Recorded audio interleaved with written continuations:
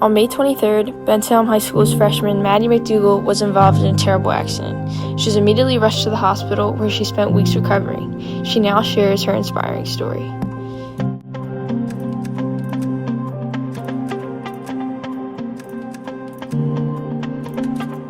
Hi, my name is Maddie MacDougall, and this is my story. Can you explain what happened on the night of the accident?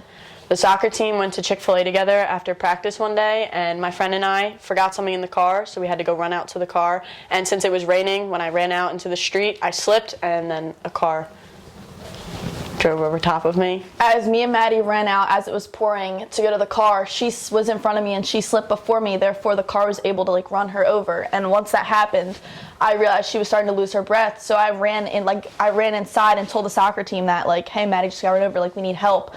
And I know a woman outside started calling 911, so she was on that. But in the moment I was in shock and I was almost blacked out because of what happened. But overall we got the soccer team to come out and then the ambulance came as soon as possible.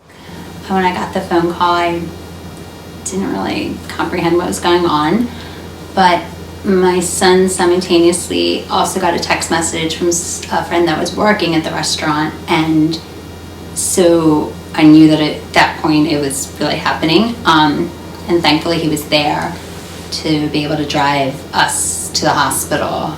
I was initially driven in the ambulance to Jefferson, but after they evaluated me, they decided that I was too much in critical condition, and they had to call a helicopter for me, and then I was flown over to Children's Hospital of Philadelphia.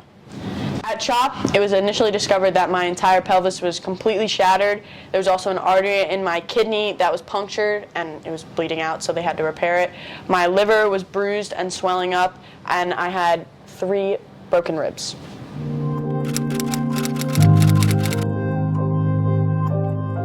My husband and I would switch off each night.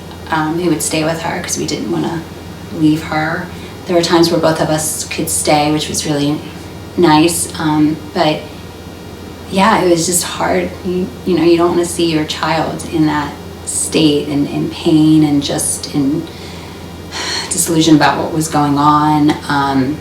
So it was a very trying time, but our family and our friends really got us through it, gave us the support that we needed, came to visit her, and that gave us a lot of strength, especially for Maddie to go on.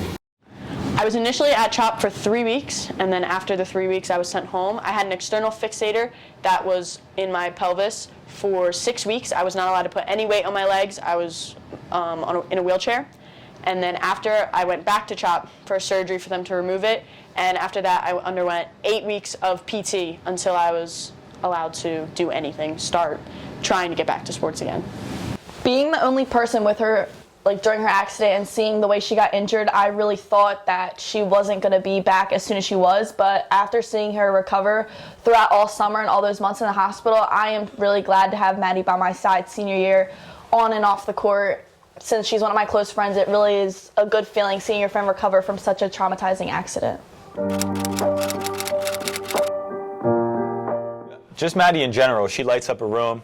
She's got a great personality, and she's got talent as well, which definitely helps the case. But she's just a leader. The coach can only do so much. I feel like players learn from peers more than they do myself. I could try the hardest I want, but having great leadership like the seniors we did this year, especially with what Maddie went through, it's the freshmen, the sophomore, the juniors look up to her. This girl literally got ran over by a car and she's beating me in a sprint. Now 3 years later, I'm back to my old self. The only real reminders I have is I have scars on my body and I have a bar still in my back, but it was definitely hard for me. The recovery was not easy at all. My sophomore year, I had to sit out of soccer, but by December, after weeks and weeks of physical therapy, I was getting back to playing basketball. It's just great being able to see her do what she wants to do.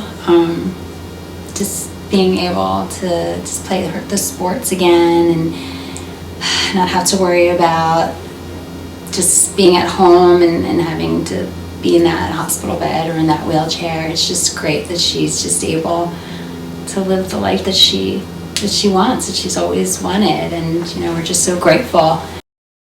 Recently, Maddie has been featured on Channel 6 News with Jamie Apodi and selected as Univest Athlete of the Week and featured in a Suburban One League article.